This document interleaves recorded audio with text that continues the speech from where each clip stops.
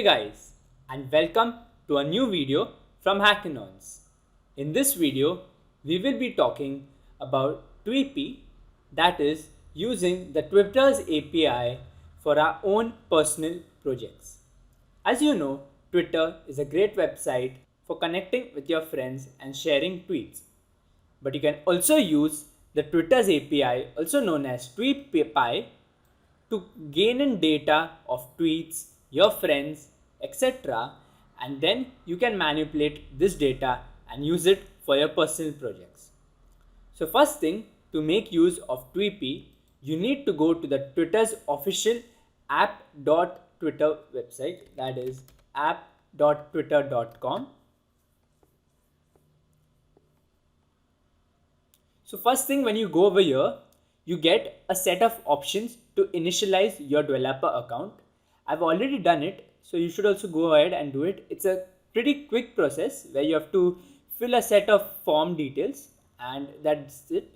And then you go to this overview screen where you can handle your projects, create new apps, etc. So let me show you. I will create something right new from now. So let's see. You can create standalone apps. So let me create my second app, and you can give it app name. So I like to say Hackinons. Your app name, the working can depend based on your requirements. Okay. So when I click on next, I get a set of values. That's its API key, its API secret key, bearer token, etc. So that's it. So everything is created now. Now we can get to go and start using this API key with us. Okay. So first thing, it's really important to remember that you should use the documentation of any module that you work with to get an easy access to the module. Okay.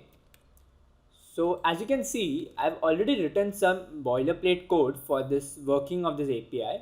So the first thing is you need to import Tweepy, and then you need to authorize Tweepy. So let me show you what I am exactly talking about. Let me copy this lines of code. So you need to take these lines of code from the website, because I'm not going to waste time, because this is just a boilerplate code. There's nothing to explain in this.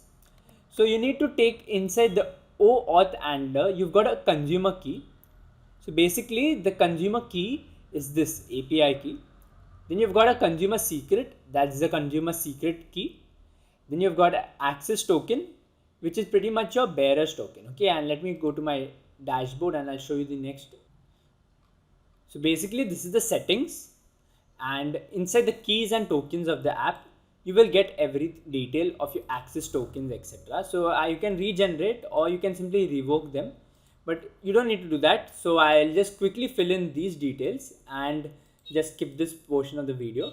So I have currently filled my details, and I've also created an API app point. So that's a API connecting to the auth, and then we are making use of the home timeline. So basically all the tweets present in your timeline. And now what you need to say, for tweet in the public tweets, print each tweet. Okay. Basically now we are going to simply print each tweet that is present. Okay. And if I run this program, it takes a bit while because it's fetching stuff from the internet. And as you can see, a big set of code is present, and it's a lot of data for us to process with. Okay. So that's pretty much not something that I wanted. So what we need to do is, currently we are printing the tweet, that is its JSON object. We need to print the text out of the JSON object. Okay. So basically all the text of the tweets, not the other data. So now things look pretty clean.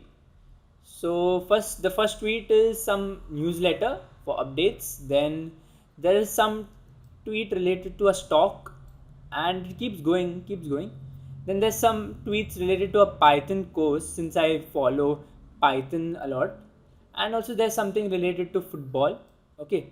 So this is just the metadata that is getting returned back in the form of a JSON object. Now, your duty is to do whatever you like to do with this JSON object. You can use it in a project. You can also create bots with your Twitter API. So basically, whenever certain data will be processed by this program, that data gets sent to the Twitter API and gets generated as a tweet. Okay.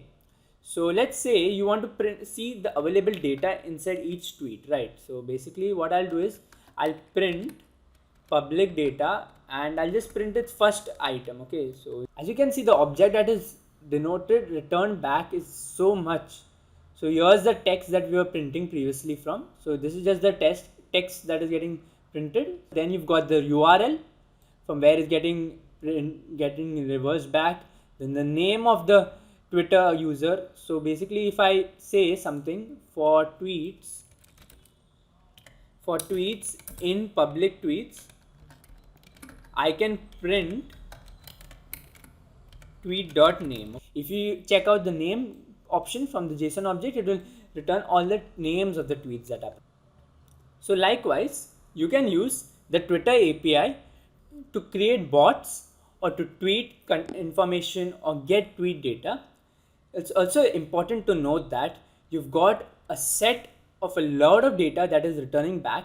So making appropriate use will be the most efficient method to handle this type of an API. If you like this video, do drop a like and subscribe to the Hackinons YouTube channel for more fun and amazing videos.